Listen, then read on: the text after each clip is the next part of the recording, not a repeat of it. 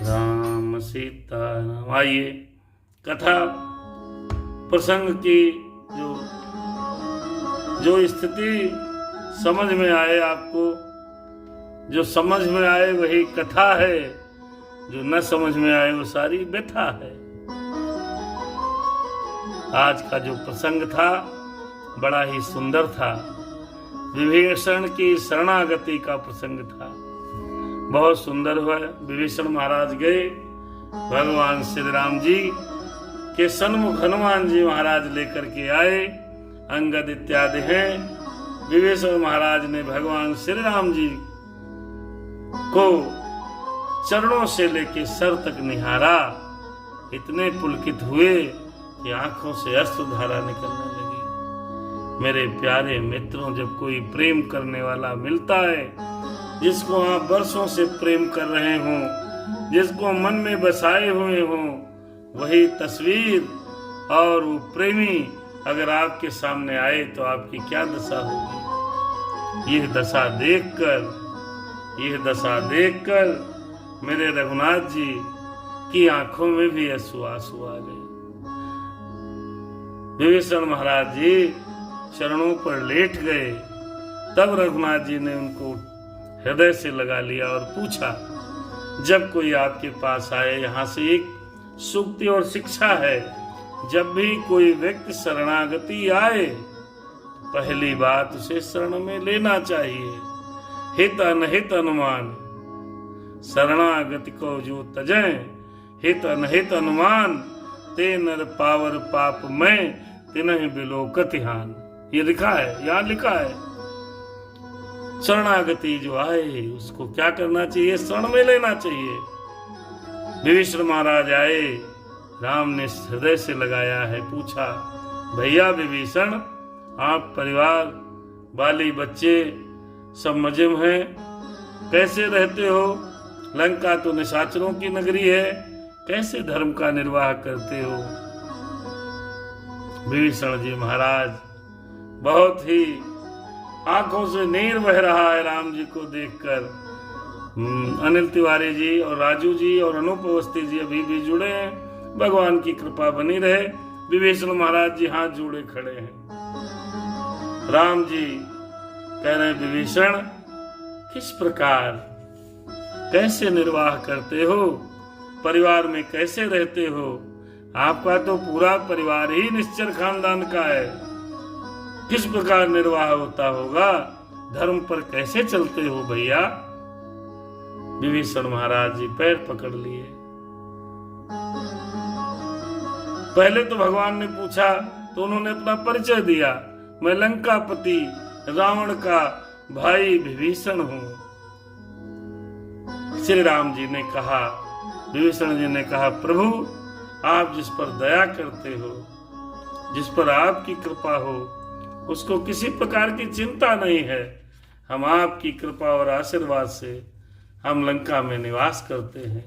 हे प्रभु, भगवान श्री राम जी ने यहाँ पर बहुत कुछ बताया है कि जननी जनक बंद सुत दारा, सभी के जितने भी आपके नाते रिश्तेदार हैं, बोले भाई ने मार दिया, लात मार के भगा दिया। प्रभु अब तो सब छोड़कर आपकी शरणागति आए हैं। मालिक हमारा कुछ नहीं है, परिवार छूट गया, घर छूट गया, देश निकाला हो गया, रावण ने मुझे मारा। हे नाथ, जब दुनिया ने मुझे ठुकराया है तो ये दास तुम्हारी शरण में आया है। विभीषण के आरत वचन सुनकर विभीषण ने कहा, भगवान, हे नाथ, हे नारायण, मैं आपकी शरणागति हूँ, मैं आपके ही पास आया हूँ, आपके ही पास रह करके आपके ही पास रहना चाहता हूँ। इस प्रकार से जब वचन कहे और विभीषण के आरत वचन सुनकर भगवान की आंखों में आंसू आ गए। कहने लगे, विभीषण हमारा तो स्वभाव ही है, चाहे कितने ही पाप करके, कितने ही गलत दुष्ट व्यक्ति हों, चाहे जितने ही गलत कार्य किए हों, लेकिन हाँ मेरी शरण में आता है, मैं उसे हृदय से लगाता हूँ। यह बात भोलेनाथ जी जानते हैं, ये बात सर्वविदित है। मेरी शरणागति तुम आए हो तो ये तो मन में संकोच छोड़ दो। विभीषण ने कहा, प्रभु ये आपकी कृपा है, जिस पर आपकी कृपा हो उस क्या नहीं कर सकता। अर्थात यहाँ पर ये संसार के और हमारे आपके समझने योग्य बात है कि भगवान की शरणागति होने पर समस्त पाप, समस्त कष्ट सब दूर हो जाते हैं। फिर भगवान ने कुछ, भगवान को जो प्रिय है वो बात बताई है विभीषण को कि विभीषण सुनो। हे विभीषण, जो भी व्यक्ति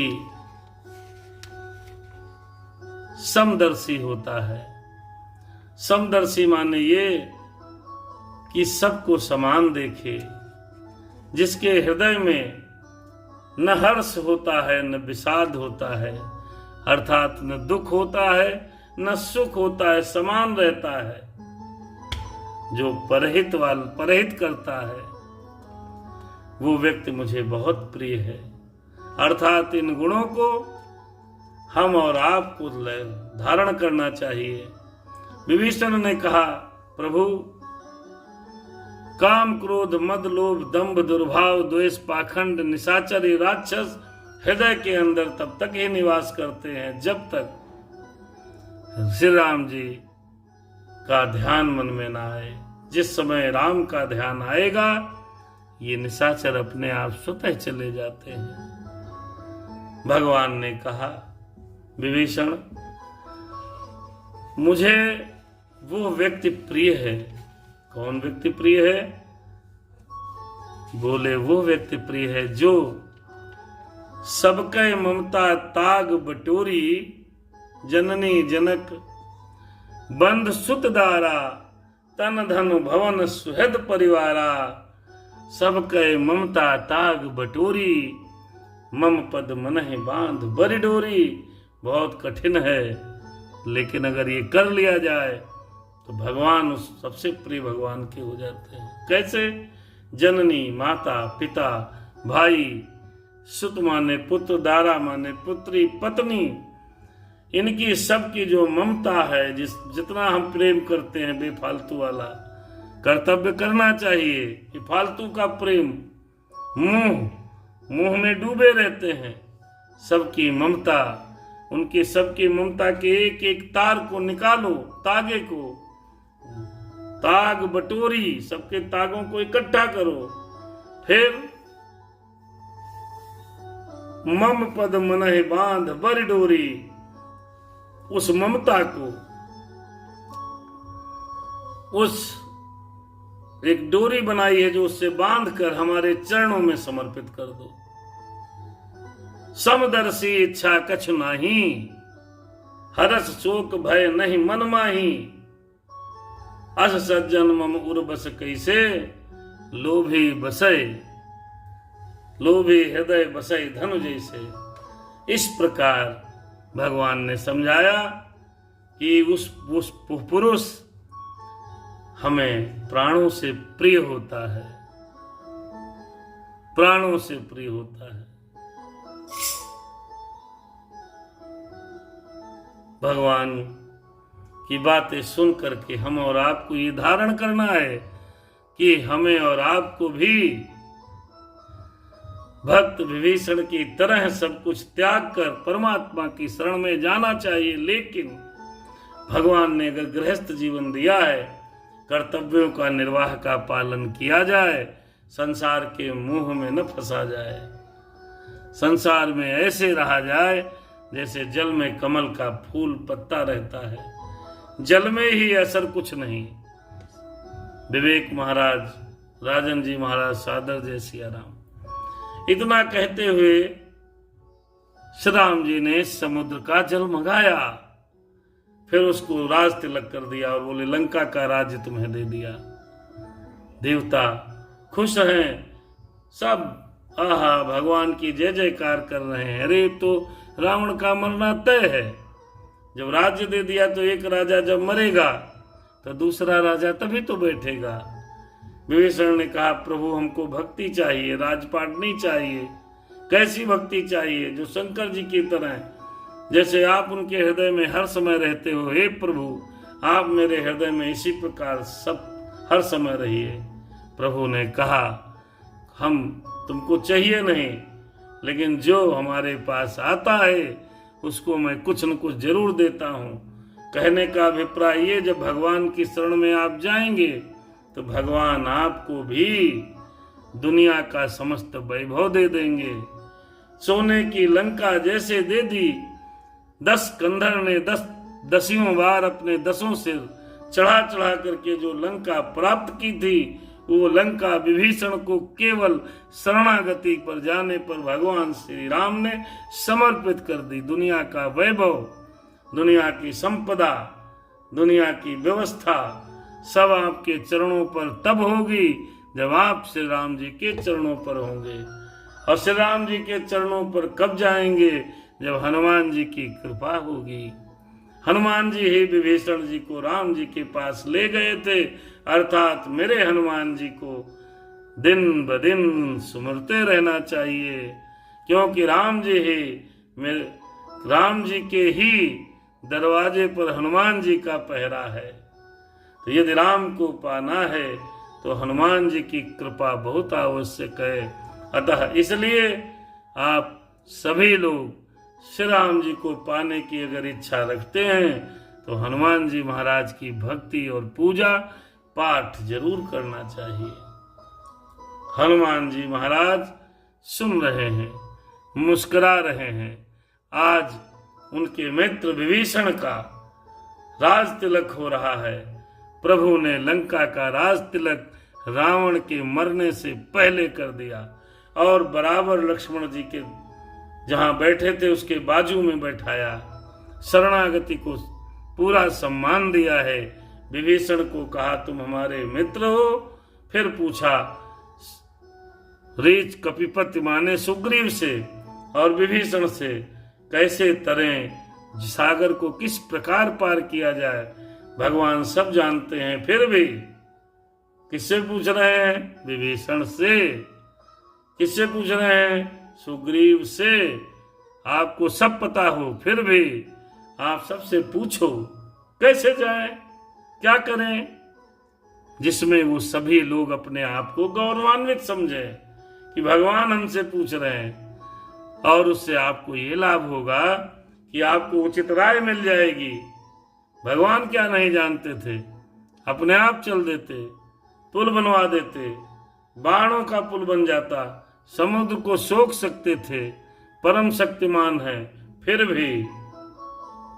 भी उन्होंने पूछा किससे? सुग्रीव से। किससे? विभीषण से। क्यों? अगर आप सेनापति हैं, सेना नायक हैं, परिवार के मुखिया हैं, बड़े हैं, तो आपको छोटों की भी राय लेनी चाहिए। अपनी राय सबके सर पर थोपना नहीं चाहिए, सबकी राय लेनी चाहिए। आप आदेश को थोपने से पहले लोगों से राय लेना सीखें। यहाँ पर यह शिक्षा है।